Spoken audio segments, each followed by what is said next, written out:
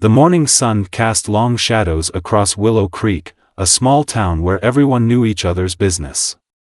Zavier Thompson stood on his front porch, sipping coffee from a chipped mug. At 32, he'd finally returned to his hometown after a decade in the city. His dark skin glistened with sweat as he prepared for his first day as the new high school basketball coach. "Today will be different," Zavier muttered to himself, adjusting his crisp white shirt. The position had been vacant for months. No one wanted to take it after Coach Brennan retired. But Zavier saw an opportunity, not just to coach basketball, but to change minds. The town hadn't changed much. Same diner on the corner. Same courthouse with its faded American flag. Same suspicious glances when he walked down Main Street. Zavier had escaped these streets once, running from the whispers and stares. Now he was back, with purpose burning in his chest. His phone buzzed. A text from Principal Garcia: "Remember, tread carefully. This town moves slow with change." Zavier pocketed his phone with a determined smile. "They'll have to move faster now," he said, grabbing his gym bag. The school bell would ring in 30 minutes. His new life, his real mission, was about to begin. Zavier's first week had gone better than expected. The kids responded well to his coaching style, even if some parents watched from the bleachers with folded arms and tight lips. Then came Friday night at Mack's Hardware. "We don't extend store credit to your kind," said Dale Mack, the 60-year-old owner whose family had run the store for generations. His voice carried across the quiet aisles, deliberate and loud enough for everyone to hear. "Cash only." The store fell silent. An elderly woman pretended to examine paint swatches. A teenage boy stared openly. "My kind?" Zavier asked, holding the pipe fixtures he needed to fix his bathroom sink. "You mean basketball coaches?" Dale's face reddened. "Don't play smart. Your account application is denied." "That's final." "My credit score is 780, Zavier said calmly, though his heart hammered against his ribs. "I've never missed a payment in my life." "Rules are rules," Dale insisted, gesturing toward the door. "Pay cash or leave." Zavier noticed Dale had just approved an account for Ted Wilson, whose drinking habits were legendary in town. Ted smirked from the register. "This isn't about rules," Zavier said, placing the fixtures on the counter. He pulled out his wallet. "This is about something else entirely." Dale snatched the cash. "I don't need your kind of trouble in my store." "No," Zavier replied, pocketing his receipt. "But this town needs exactly my kind of trouble." He walked out, back straight, feeling every eye on him as the bell above the door announced his exit. Back in his kitchen, Zavier hurled the receipt into the trash. His hands trembled as he braced himself against the counter. The familiar rage bubbled up, the same feeling that had chased him out of town years ago. "Breathe," he commanded himself. "Just breathe." His phone rang. Basketball captain Jaden asking about practice schedules.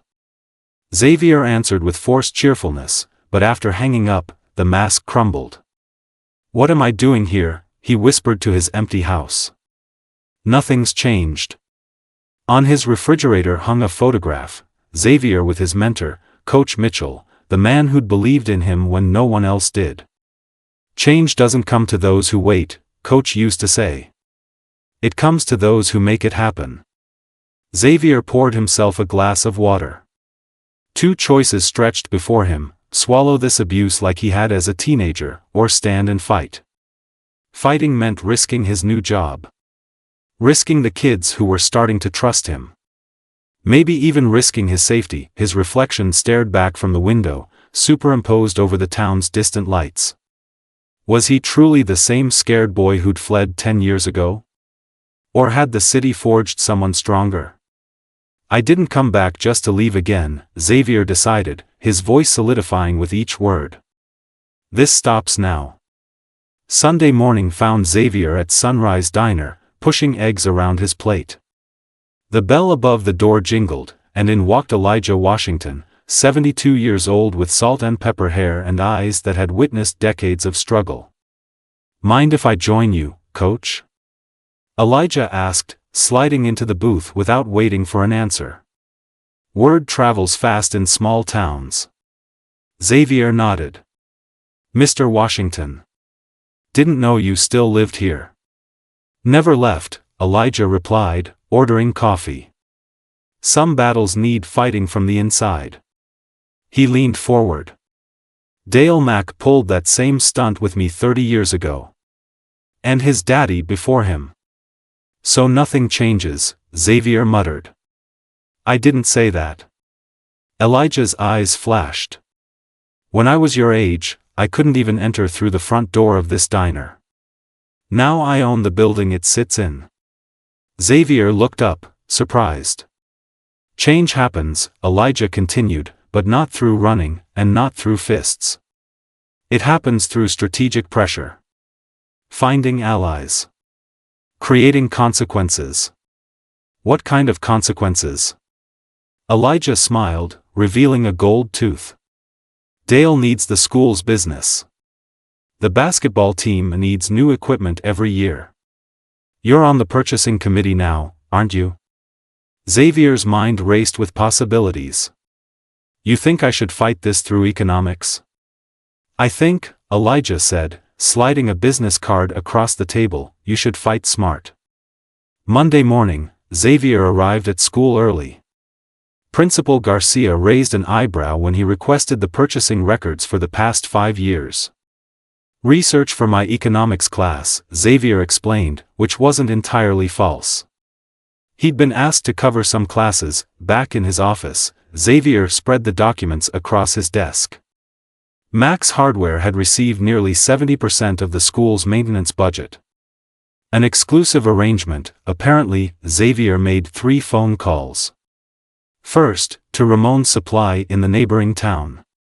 Second, to Elijah Washington. Third, to Jalen Carter, the only black member of the town council. "We need visibility," Zavier told Jalen. "Not just complaints behind closed doors." By lunchtime, Zavier had drafted a proposal for the next board meeting: competitive bidding for all school supplies, with anti-discrimination requirements for vendors. He'd also arranged for several respected community members to attend the meeting. "This isn't just about me," Zavier told his basketball team captain later that day. "It's about building a community where everyone plays by the same rules." Word spread quickly. By Wednesday, Dale Mack stormed into the school office demanding to see Zavier. "You can't wait in the gym," the secretary informed Dale with cool professionalism. "Coach Thompson is teaching." When Zavier finally emerged from class, Dale blocked his path. "What's this about a new bidding process? My family has supplied this school for generations." "Times change, Mr. Mack," Zavier replied calmly. "Equal opportunity benefits everyone." That evening, Zavier found his car tires slashed. A note under the windshield read, "Know your place." Principal Garcia called him into her office the next morning. "The board president received complaints about you stirring up trouble," she said, not meeting his eyes. "They're questioning if you're a good fit here. Is seeking fair treatment considered trouble now?" Zavier asked. "You know that's not what I mean," she sighed. "Dale's cousin sits on the board. His brother-in-law is the mayor." Later that day, parents began withdrawing their children from basketball practice. 4 players quit the team outright. Jaden, the team captain, approached Zavier after practice, eyes downcast. "My dad says I can't play for you anymore, coach." Zavier felt the walls closing in. Even Elijah called with caution, "They're organizing against you. The board meeting's been moved up to tomorrow night." Driving home, Zavier noticed people watching from porches, from storefronts.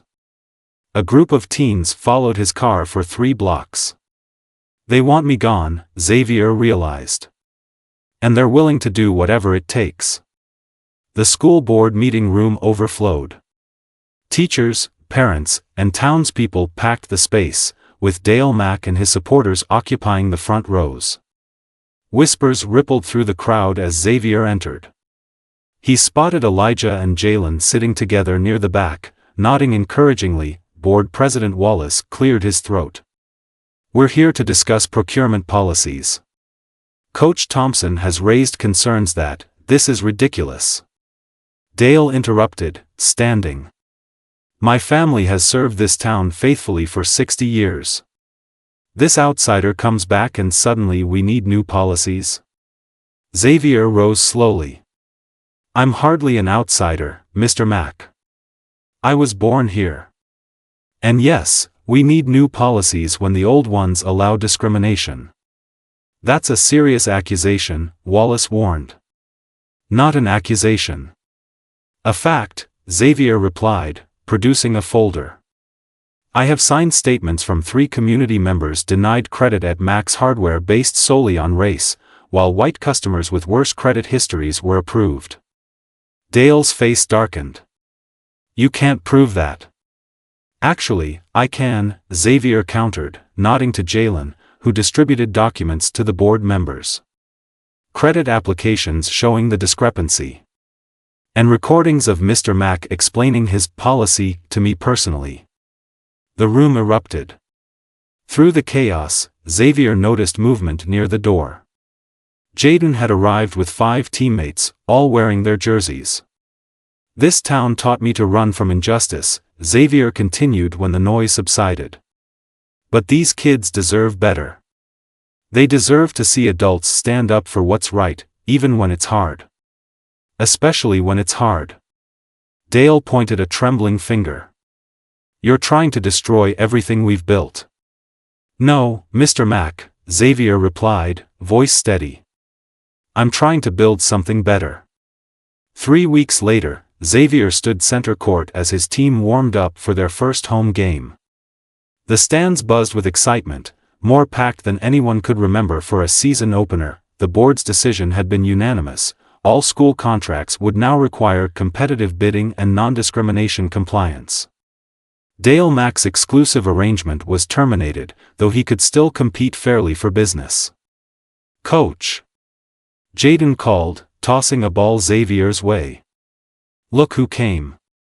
Elijah Washington entered the gym, accompanied by several elderly residents Zavier had never seen at school events before. "Wouldn't miss it," Elijah said, clasping Zavier's hand. "The whole town's talking about you." "Not all good, mind you," he chuckled, "but talking nonetheless." Principal Garcia approached with an envelope. "The mayor wants you to know there's an opening on the town's ethics committee. If you're interested." After the game, which they won handily, Zavier noticed Dale Mack lingering near the exit. Their eyes met briefly. No words were exchanged, but Dale gave a slight, begrudging nod before leaving. "Is everything different now, Coach?" Jaden asked as they locked up the gym. "No," Zavier replied honestly. "Change takes time. But something important happened here. We showed that standing up matters. That silence isn't the only option." Outside, under the stars, Willow Creek seemed different somehow. Not perfect. Not healed. But finally, possibly, beginning to change.